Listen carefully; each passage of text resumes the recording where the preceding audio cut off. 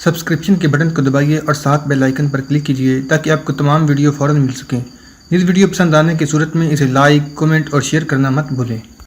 ربیہ کو پہلی بار احساس ہوا کہ اس کا باپ اپنے علم و فضل کے باوجود ان لوگوں سے مختلف نہیں، جنہوں نے اندلس کی مسلمانوں کی نشاط ثانیہ سے مایوس ہو کر مستقبل کی تمام توقعات اپنے عیسائی آقاؤں کے ساتھ وابستہ کر دی ہیں۔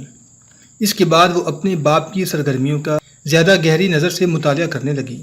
آہستہ آہستہ اسے یہ محسوس ہونے لگا کہ گھر سے اس کے باپ کے اکثر غیر حاضر رہنے کا باعث سیر و سیاحت کا شوق نہیں، بلکہ وہ در پردہ فریڈینڈ کے لیے اہم خدمات سر انجام دے رہا ہے۔ اسے اپنی تنہائی اور اجنبیت کا احساس ہونے لگا اور عمر کے ساتھ ساتھ اس کا احساس ترقی کرتا گیا۔ مسلمانوں کے روشن مستقبل کا تصور کر کے جو ولولے اس کے دل میں پیدا ہوا کرتے تھے وہ مٹتے چلے گئے۔ اس پر ایک ذہنی جمود طاری ہونے لگا۔ زندگی اس کے لیے صبح شام کے ایک نہ ٹوٹنے والے تسلسل کا نام رہ گئی۔ لیکن جب اسے یہ معلوم ہوا کہ وہ ابو داؤد کے ساتھ غرناطہ جا رہی ہے تو اس کے دل میں سوئے ہوئے ہنگامے اچانک بیدار ہو گئے۔ اسے ابو داؤد کے مقاصد کا صحیح علم نہ تھا، تاہم وہ سفر کی ہر نئی منزل پر اپنے دل کی دھڑکنوں میں ایک اضافہ محسوس کرتی۔ غرناطہ کے مختلف مناظر اس کی آنکھوں کے سامنے پھرتے۔ اس سفر کے دوران کئی بار سرحدی عقاب کا ذکر آیا۔ میریا اس سے بہت خائف تھی اور وہ ابو داؤد کے احتجاج کے باوجود ہر نئی چوکی پر پہنچ کر یہ سوال کرتی، ہمارے راستے میں سرحدی عقاب کے حملے کا تو خطرہ نہیں؟ چوکی کے افسر اسے تسلی دینے کی کوشش کرتے، لیکن وہ اگلی چوکی پر پہنچ کر پھر یہ سوال دہراتی۔ ایک دن جب وہ راستے کی ایک سرائے کے مالک سے اسی قسم کے سوالات پوچھ رہی تھی تو ابو داؤد نے سرائے کے مالک سے مخاطب ہو کر کہا، تم اسے یہ کیوں نہیں بتاتے کہ سرحدی عقاب عورتوں پر ہاتھ نہیں اٹھاتا؟ ربیہ لوگوں کی زبانی اپنی سوتیلی ماں کے سوالات کا جواب دلچسپی سے سنتی اور اس کا تصور اسے غرناطہ کے خوبصورت شہروں سے ان پہاڑوں اور جنگلوں کی طرف لے جاتا جہاں کسی پر اسرار مجاہد نے چند برس قبل کاؤنٹ سینٹ یاگو کو عبرتناک شکست دی تھی، اور اسے اپنے باپ کے اس دعویٰ پر افسوس ہوتا کہ ان کا راستہ سرحدی عقاب کی پرواز کی زد سے دور ہے۔ کسلا میں سرحدی عقاب کے متعلق جو باتیں مشہور تھیں ان سے اس نے یہ رائے قائم کی تھی کہ وہ ایک بڑی عمر کا ہیبت ناک انسان ہوگا، لیکن وہ اس سے کہیں مختلف تھا۔ اس کی نگاہوں سے تحور سے زیادہ محبت اور شفقت برستی تھی۔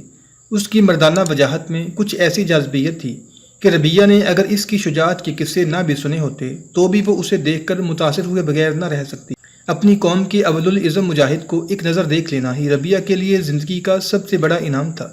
لیکن جب اسے یہ معلوم ہوا کہ وہ نقابپوش جس نے اپنی جان خطرے میں ڈال کر اس کی بھگی روکی تھی سرحدی عقاب کے سوا اور کوئی نہ تھا، جب انجلا نے اسے یہ بتایا کہ وہ اسے بے ہوشی کی حالت میں اپنے گھوڑے پر بٹھا کر اس قلعے میں لے آیا تھا تو اسے کائنات کے اس وسیع نظام میں پہلی بار اپنی اہمیت کا احساس ہوا۔ جب تک ربیہ کی حالت کچھ مخدوش رہی وہ صبح شام اس کی تیمارداری کے لیے آتا رہا، لیکن جب وہ تندرست ہونے لگی اس نے اس کے کمرے میں آنا بہت کم کر دیا۔ بشیر بن حسن اس کی مرہم پٹی کے لیے دن میں 2 بار ضرور آتا۔ انجلا اس نوجوان اور خوش وضع طبیب کے پاؤں کی آہٹ کی منتظر رہتی اور بھاگ کر اس کے لیے دروازہ کھولتی، اور جب وہ ربیہ کی طرف متوجہ ہوتا تو وہ ربیہ کے قریب بیٹھ کر مختلف بہانوں سے اسے اپنی طرف متوجہ کرنے کی کوشش کرتی۔ وہ سوال کرتی، میری بہن کب تک سفر کے قابل ہو جائے؟ وہ بے پرواہی سے جواب دیتا، بہت جلد۔ ابا جان کہتے ہیں آپ جس مریض کو ہاتھ لگا دیں اسے شفا ہو جاتی ہے، لیکن اس دن بگی سے گرنے کے بعد میرے دانت ابھی تک درد کرتے ہیں۔ تمہیں وہم ہے، تمہارے دانت بالکل ٹھیک ہیں۔ نہیں، مجھے وہم نہیں، میں تکلیف کی وجہ سے گزشتہ رات سو نہیں سکی۔ اور میریا کمرے کے دوسرے گوشے سے کہتی، آپ اچھی طرح دیکھیے، رات واقعی یہ درد سے کرا رہی تھی۔ بہت اچھا، میں دیکھتا ہوں۔ بشیر بن حسن ربیہ کی مرہم پٹی سے فارغ ہو کر انجلا کی طرف متوجہ ہوتا اور اس کے دانتوں کا معائنہ کرنے کے بعد سوچ میں پڑ جاتا۔ پھر اس کی ماں سے سوال کرتا، کیا اسے پہلے بھی کبھی دانتوں میں درد ہوا ہے؟ میریا جواب دیتی، نہیں۔ وہ پھر سوچ میں پڑ جاتا اور انجلا دوسری طرف منہ کر کے اپنی ہنسی ضبط کرنے کی کوشش کرتی۔ بشیر بن حسن کہتا، ہو سکتا ہے کہ دانت کی جڑ میں کوئی خرابی ہو، لیکن بظاہر اس کے کوئی آثار نہیں۔ خیر میں ایک نئی دوا دیتا ہوں، اسے مسوڑوں پر اچھی طرح ملو۔ وہ نئی دوا دے کر چلا جاتا اور انجلا اپنی ماں کی بدگمانی سے بچنے کے لیے دوا لے کر باہر کی طرف کھلنے والے دریچے کے سامنے کھڑی ہو جاتی اور دوا کو دانتوں میں لگائے بغیر انگلی سے مسوڑوں کی مالش کرتے ہوئے تھوکنا شروع کر دیتی۔ بعض اوقات وہ مسوڑوں کو دبا کر تھوک کے ساتھ ساتھ تھوڑا سا خون بھی نکال دیتی اور اس کی ماں یہ کہتی، بیٹی وہ کتنا ہی اچھا طبیب کیوں نہ ہو لیکن مذہبی تعصب سے پاک نہیں ہو سکتا۔ انجلا فوراً یہ کہتی، نہیں امی جان، مجھے ان کی دوا سے بہت آرام ہے۔ جب میریا ادھر ادھر ہوتی تو انجلا دل کھول کر ہنستی۔ ربیہ اسے ملامت کرتی تو وہ سنجیدہ ہو کر کہتی، ربیہ میری بہن، تم برا نہ مانو، میں آئندہ ایسا نہیں کروں گی۔ لیکن نہ جانے اسے دیکھ کر مجھے شرارت کیوں سوچتی ہے۔ میں محسوس کرتی ہوں کہ میں خود احمق بن رہی ہوں، لیکن بعض حماقتیں بہت دلچسپ ہوتی ہیں۔ جب میرے دانت دیکھنے کے بعد وہ پریشان سا ہو کر سوچ میں پڑ جاتا ہے تو میرا جی چاہتا ہے کہ میں کہکا مار کر ہنسوں اور میرے ساتھ وہ بھی ہنس پڑے۔ ربیہ پریشان ہو کر کہتی، اینجلا پگلی نہ بنو، اس کی دنیا تمہاری دنیا سے بہت مختلف ہے، وہ ایک بہت بڑا آدمی ہے، تمہیں اس کی عظمت کا لحاظ رکھنا چاہیے۔ اینجلا ایک کہکا لگاتے ہوئے کہتی، ربیہ تم خواہ پریشان ہو جاتی ہو، میری بات پر یقین کرو، یہ صرف ایک مذاق تھا۔ ایک شام ابو داؤد کی موجودگی میں بشیر ربیہ کی مرہم پٹی کر رہا تھا۔ میریا نے کہا، اینجلا کو گزشتہ رات پھر نیند نہیں آئی، آپ اس کے دانت توجہ سے دیکھیں۔ ابو داؤد نے اپنی بیوی کی تائید کی۔ بشیر نے کہا، آج میں ایک نہایت مجرب دوا لایا ہوں، انشاءاللہ 3 دن یہ دوا پینے کے بعد آپ کی بیٹی کی تکلیف جاتی رہے گی۔ یہ کہتے ہوئے بشیر نے شیشی سے دوا کا ایک گھونٹ پیالی میں ڈال کر اینجلا کو دیتے ہوئے کہا، اسے پی لو۔ پینے کی دوا؟ اس نے حیران ہو کر سوال کیا۔ بشیر نے اپنی مسکراہٹ ضبط کرتے ہوئے جواب دیا، ہاں یہ پینے سے دانتوں کی تکلیف ضرور جاتی رہے گی۔ اینجلا نے جھجکتے ہوئے پیالی منہ کو لگائی، لیکن دوا چکھتے ہی فوراً تھوکنے کے بعد چلا اٹھی، یہ بہت کڑوی ہے، میں نہیں پیوں گی۔ بشیر نے اٹھ کر ڈانٹتے ہوئے کہا، تمہیں پینا پڑے گی۔ اس نے بشیر کی غیر متوقع ڈانٹ سے مرعوب ہو کر کہا، لیکن مجھے کیا ہو جائے گی؟ بشیر نے جواب دیا، تمہیں اور دوا دے دوں گا، میرے پاس یہ دوا کافی ہے۔ اینجلا نے ملتجیانہ انداز میں کہا، تو میں پی لوں؟ ابو داؤد نے کہا، ہاں بیٹی پی لو، تمہارا فائدہ ہے اس میں۔ اینجلا نے بدستور بشیر کی طرف دیکھتے ہوئے سوال کیا، کوئی نقصان تو نہیں ہوگا اس سے؟ ابو داؤد نے برہم ہو کر کہا، بشیر بن حسن کی دوا سے نقصان؟ اینجلا تم بالکل نادان ہو۔ اینجلا نے ایک لمحہ کے تذبذب کے بعد ناقابل برداشت حد تک کڑوی دوا حلق میں انڈیل لی۔ بشیر نے مسکراتے ہوئے کہا، یہ شیشی میں یہیں چھوڑے جاتا ہوں، اگر دانتوں میں دوبارہ تکلیف ہو تو اتنی دوا اور پی لینا، دانتوں کے علاوہ یہ معدے کے لیے بھی بہت مفید ہے۔ بشیر اور ابو داؤد کے چلے جانے کے بعد اینجلا نے اپنی ہونٹ کاٹتے ہوئے ربیہ کی طرف دیکھا اور وہ ہنس پڑی۔ تھوڑی دیر منہ بسورنے کے بعد اینجلا خود بھی ہنس رہی تھی اور میریا پریشان سی ہو کر کہہ رہی تھی، تم دونوں پاگل ہو۔ اگلے دن میریا اپنے خاوند کے سامنے بشیر بن حسن کی تعریف کرتے ہوئے کہہ رہی تھی، یہ طبیب واقعی بہت قابل ہے۔ یہ قلعہ ایک بلند ٹیلے پر واقع تھا، اس کی 4 دیواری 2 آدمیوں کے برابر اونچی تھی۔ دروازے والی دیوار کے ساتھ ساتھ 2 منزلہ مکانات تھے، نچلی منزل میں سپاہیوں کی کوٹھریاں اور بالائی منزل پر فوجی افسروں کی رہائش کے لیے مکانات تھے۔ اس دیوار کے سامنے دوسری دیوار کے ساتھ ساتھ گھوڑوں کے استبل تھے، تیسری طرف ایک مسجد تھی اور چوتھی طرف پرانے مکانات کے کھنڈر تھے۔ بالائی منزل کے ایک سرے پر 2 بہترین کمروں میں ابو داؤد اور اس کے بچوں کو جگہ دی گئی۔ وہ کمرہ جس میں ابو داؤد کی بیوی اور لڑکیوں کے بستر تھے کافی کشادہ تھا اور اس کی کھڑکیاں اور روشن دان باہر کی طرف کھلتے تھے۔ مکانات کی یہ منزل چونکہ فصیل سے قریباً دگنی بلندی پر تھی، اس لیے ان کھڑکیوں میں سے سرسبز وادی اور اس وادی سے پرے حد نظر تک بلند پہاڑیوں کا ایک سلسلہ دکھائی دیتا تھا۔ وادی کے درمیان ایک چھوٹی سی ندی کا چمکتا ہوا پانی نظر آتا تھا۔ اس کمرے میں آمد و رفت کے 2 دروازے ابو داؤد کے کمرے میں کھلتے تھے اور اس سے آگے ایک کشادہ برآمدہ تھا جس کا رخ صحن کی طرف تھا۔ ابو داؤد کے کمرے میں دائیں ہاتھ ایک چھوٹی سی کوٹری میں اس کا زخمی کوچوان ٹھہرا ہوا تھا اور اس کے بائیں ہاتھ بدر بن مغیرہ اور بشیر بن حسن کے کمرے تھے اور ان سے آگے فوج کے عہدے داروں کی کوٹریاں تھیں۔ بدر بن مغیرہ کو دن کے وقت ابو داؤد کے پاس بیٹھنے کے لیے بہت کم فرصت ملتی تھی۔ وہ عدل صبح گھوڑے پر سوار ہو کر سرحدی چوکیوں کی دیکھ بھال کے لیے نکل جاتا، بعض اوقات وہ رات کے وقت بھی باہر رہتا، لیکن اس کی غیر حاضری میں بشیر بن حسن پوری توجہ سے ابو داؤد کی میزبانی کے فرائض انجام دیتا۔ بشیر ایک بلند پایہ طبیب ہونے کے علاوہ ایک اعلیٰ درجہ کا عالم بھی تھا۔ وہ تاریخ، فلسفہ اور دوسرے علوم میں ابو داؤد کے کمال سے متاثر ہوئے بغیر نہ رہ سکا۔ دن کے وقت اسے بھی دور دور تک مریضوں کو دیکھنے کے لیے جانا پڑتا، لیکن شام کو وہ اپنی قیامگاہ پر پہنچ جاتا اور سونے سے پہلے ابو داؤد کے ساتھ مختلف موضوعات پر بحث کرتا رہتا۔ وہ کھانا بھی ابو داؤد کے ساتھ اس کے کمرے میں کھاتا۔ بدر بھی جب اپنے دورے سے واپس آتا تو فرصت کے لمحات ابو داؤد کے ساتھ گزارتا۔ رات کے وقت بشیر اور ابو داؤد دیر تک باتیں کرتے رہتے، لیکن بدر کھانے کے بعد زیادہ دیر باتیں کرنے کا عادی نہ تھا۔ وہ عام طور پر تھوڑی دیر بیٹھنے کے بعد اٹھ کر اپنے کمرے میں چلا جاتا۔ ربیہ، اینجلا اور میریا اپنے کمرے میں کھانا کھا لیتی۔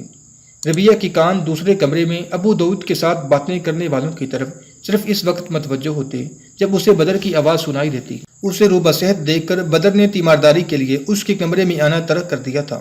تاہم جب بھی وہ ابو داؤد کے کمرے میں داخل ہوتا اس کا پہلا سوال یہ ہوتا، آپ کی بیٹی کیسی ہے؟ ربیہ یہ محسوس کرتی کہ اس کی ابتدائی توجہ محض رحم کے جذبات کی پیداوار تھی۔ اینجلا ہر ماحول میں بے تکلف ہو جانے کی عادی تھی۔ جب دوسرے کمرے میں ابو داؤد کے ساتھ صرف بشیر ہوتا، وہ اپنے باپ سے کوئی بات پوچھنے یا کسی اور بہانے سے دروازہ کھول کر ان کے کمرے میں چلی جاتی۔ کڑوی دوا چکھنے کے بعد اسے دانتوں کی تکلیف سے مکمل آرام ہو چکا تھا، تاہم نوجوان طبیب کے ساتھ اس کی دلچسپی بڑھتی گئی۔ ابو داؤد کا کوچوان تندرست ہو چکا تھا۔ ایک رات جب دوسرے کمرے میں بدر اور بشیر داؤد کے ساتھ کھانا کھا رہے تھے، ابو داؤد نے کہا، میرا کوچوان واپس اپنے وطن جانا چاہتا ہے۔ اس کے بال بچے کستلہ میں ہیں اور میں نے اس کے ساتھ وعدہ کیا تھا کہ میں غرناطہ جاتے ہی تمہیں واپس بھیج دوں گا۔ یہ بھی بال بچوں سمیت کستلہ سے ہجرت کرنا چاہتا تھا، لیکن میری اجلت کی وجہ سے یہ انہیں اپنے ساتھ نہ لا سکا۔ اب غرناطہ پہنچنے میں ہمیں دیر لگ جائے گی اور اس بیچارے کو اپنے بچوں کی متعلق بہت تشویش ہے، اس لیے میرا خیال ہے کہ اسے یہیں سے رخصت کر دوں۔ کیا آپ اس کے سفر کا بندوبست کر دیں گے؟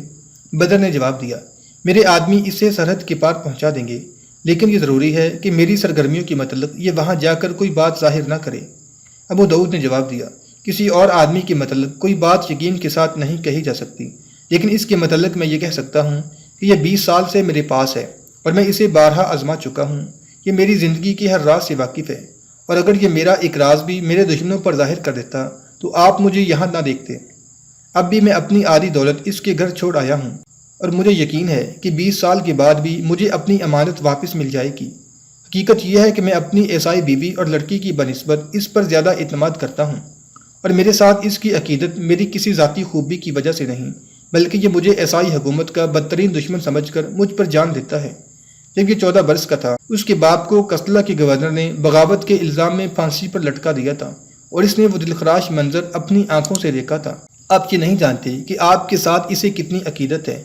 آج یہ مجھ سے یہ کہتا تھا کہ اگر خدا نے چاہا تو میں اپنے بچوں کو میرے پاس غرناطہ میں چھوڑ کر آپ کے مجاہدوں کی فوج میں شامل ہو جاؤں گا۔ بدر بن مغیرہ نے کہا، مجھے افسوس ہے کہ میں نے اس کے ساتھ کوئی دلچسپی نہیں لی۔ بہرحال وہ جب چاہے گا اسے میرے آدمی سرحد کے پار پہنچا دیں گے۔ اسے اپنے بچوں کے متعلق بہت پریشانی ہے، میرا خیال ہے کہ اسے صبح ہی بھیج دوں۔ اینجلا اور میریا دروازے سے کان لگا کر یہ باتیں سن رہی تھیں اور دونوں حیران ہو کر ایک دوسری کی طرف دیکھ رہی تھیں۔ بدر بن مغیرہ اٹھ کر اپنے کمرے میں چلا گیا۔ ابو داؤد اور بشیر حسب معمول دیر تک باتیں کرتے رہے۔ میریا بےقراری کے ساتھ اپنے کمرے میں ٹہلنے لگی۔ اسے معلوم تھا کہ کستلہ میں کوچوان کی بیوی ہے، نہ بچے ہیں۔ اسے اس بات کی پریشانی تھی کہ ابو داؤد کہیں سچ مچ عیسائی حکومت کا دشمن ثابت نہ ہو۔ آدھی رات کے قریب ربیہ کی آنکھ لگ گئی، لیکن اینجلا اور میریا دیر تک آپس میں خسر پسر کرتی رہیں۔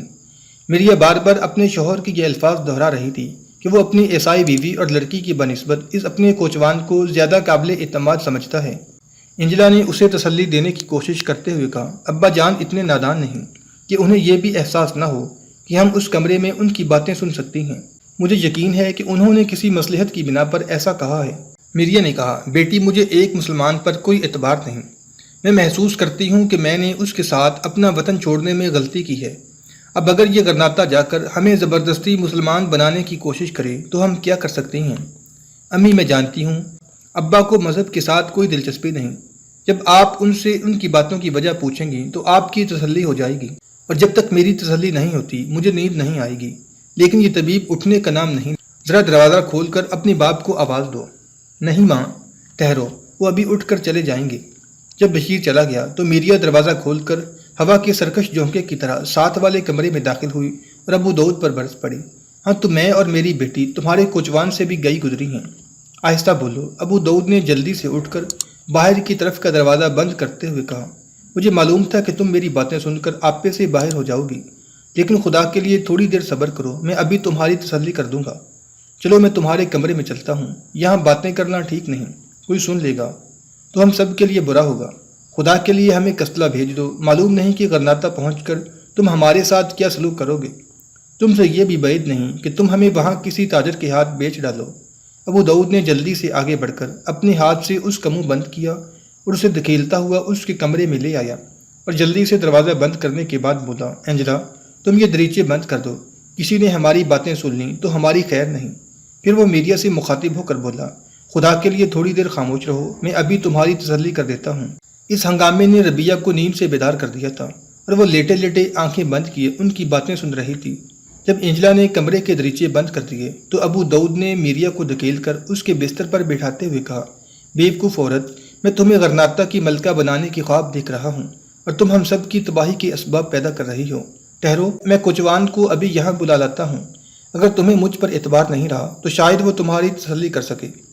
میریا نے قدرے نادم ہو کر کہا، لیکن تم ہمیں ان کے سامنے ذلیل کیوں کرتے ہو؟ ابو داؤد نے کہا، میریا غور سے سنو، کوچوان کو میں ایک اہم مہم پر بیچ رہا ہوں اور اس مہم میں کامیابی کے بعد شاید میں یہاں سے غرناطہ جانے کا ارادہ ملتوی کر دوں۔ فریڈیننڈ کی نظر میں میری یہ کامیابی غرناطہ کی فتح سے کم نہیں ہوگی، اور جب وہاں جا کر میں یہ کہوں گا کہ اس مہم میں تم بھی میرے ساتھ شریک تھیں تو مجھے یقین ہے کہ ملکہ ایزابیلا کی نظر میں تمہارا درجہ کستلا کی تمام عورتوں سے بلند ہوگا۔ میریا نے ذرا اور نرم ہو کر پوچھا، یہاں آپ کس کامیابی کی توقع رکھتے ہیں؟ ابو داؤد نے جواب دیا، تمہیں معلوم ہے کہ فریڈیننڈ سرحدی عقاب کو ابو الحسن سے زیادہ خطرناک سمجھتا ہے، تو آپ اسے…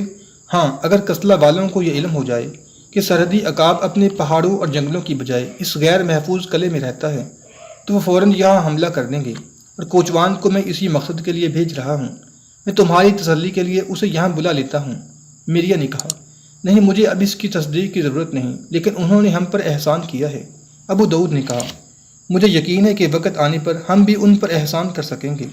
جب ہماری طرح یہ لوگ ہمارے رحم و کرم پر ہوں گے تو میں بھی فریڈیننڈ سے ان کی جان بخشی کروا سکوں گا۔ ربیہ کا دل دھڑک رہا تھا، لیکن اسے آنکھیں کھول کر دیکھنے یا بولنے کی ہمت نہ ہوئی۔ اینجلا بولی، ابا جان، انہوں نے ہماری جان بچائی ہے، وہ ہمارے ساتھ انتہائی خلوص سے پیش آتے ہیں۔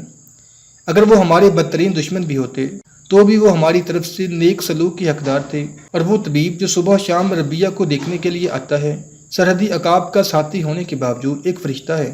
کیا آپ اس کے تمام احسان فراموش کر دیں گے؟ ابو داؤد نے جواب دیا، اس کے متعلق شاید تمہیں معلوم نہیں کہ فریڈیننڈ اپنی آدھی دولت دے کر بھی اس کی دوستی خریدنے کی کوشش کرے گا۔ مجھے یقین ہے کہ فریڈیننڈ کے پاس وہ قید ہو کر جائے گا، اس کے ہاتھ میں طلائی بیڑیاں ہوں گی، اور فریڈیننڈ اپنے وزیر اعظم یا لارڈ بشپ سے کہے گا کہ میرے معزز قیدی کے لیے اپنی کرسیاں خالی کر دو۔ وہ ایک بار کستلا کے ولی عہد کو موت کے منہ سے بچا چکا ہے۔ کرتبہ اور اشبیلیہ کے گورنر اسے اپنا محسن خیال کرتے ہیں۔ وہ ان شر پسندوں کے ساتھ رہ کر اپنا قیمتی وقت ضائع کر رہا ہے۔ اس کا صحیح مقام یہ جنگل نہیں بلکہ کستلا کا شاہی دربار ہے، اور میں اس کے احسانات کے بدلے اس کی مرضی کے خلاف بھی اسے وہاں لے جاؤں گا۔ مجھے یہ بھی یقین ہے کہ وہ ملکہ اور بادشاہ سے سفارش کر کے بدر بن مغیرہ کی گزشتہ تمام خطائیں معاف کروا سکے گا۔ اینجلا کا خوف مسرت میں تبدیل ہونے لگا۔ اب تک اسے یہی خیال تھا کہ بشیر کے ساتھ اس کی عارضی دلچسپی یہاں سے رخصت ہونے کے بعد ختم ہو جائے گی، اور یہ حادثہ جس کے باعث وہ تھوڑی دیر کے لیے ایک جگہ جمع ہو گئے تھے کسی دن ماضی کا ایک حسین خواب بن کر رہ جائے گا۔ بشیر کو پہلی نظر دیکھنے کے ساتھ ہی اس نے اپنے دل میں عجیب و غریب دھڑکنیں محسوس کی تھیں، لیکن اس کے ساتھ بے تکلف ہوتے ہوئے بھی وہ ہمیشہ یہی محسوس کرتی کہ ان کے درمیان ایک ناقابل تصویر دیوار حائل ہے۔ اس ماحول میں اس کی بھٹکتی ہوئی نگاہوں کے لیے بشیر محض ایک عارضی مرکز تھا۔ اینجلا کی حالت اس مسافر سے مختلف نہ تھی جو اپنے راستے پر چلتے چلتے ایک درخت کے نیچے بیٹھ کر تھوڑی دیر کے لیے اس کی شاخ پر چہچہانے والے پرندے کی طرف متوجہ ہو جاتے، اور اس کے پرسرور نغموں سے متاثر ہونے کے باوجود اس کے دل میں یہ خیال پیدا نہ ہو کہ وہ اسے اپنا ہمسفر بنا سکے گا۔ لیکن ابو داؤد کی اس گفتگو نے اس کے سامنے غور و فکر کا ایک نیا راستہ کھول دیا۔ اس کے سامنے مستقبل کے دھندلکوں میں کئی چراغ جگمگا اٹھے۔ آج وہ پہلی بار یہ سوچ رہی تھی کہ بشیر کے ساتھ اس کی ملاقات ایک ایسا حادثہ نہیں جس کا نتیجہ کچھ نہ ہو۔ چند لمحات کے لیے وہ اس کے کمرے سے نکل کر بہت دور جا رہی تھی۔ وہ بشیر بن حسن کو کستلا کے شاہی دربار میں دیکھ رہی تھی۔ وہ اپنے گھر میں اس کے سامنے عیسائیت کی تبلیغ کر رہی تھی۔ پھر کستلا کا لارڈ بشپ اسے استباق دے رہا تھا، اور اس کے بعد وہ دونوں ایک گرجے میں مریم مقدس کی مورت کے سامنے دائمی رفاقت کا عہد باندھ رہے تھے، اور گرجے کا پادری ان پر مقدس پانی چھڑک رہا تھا۔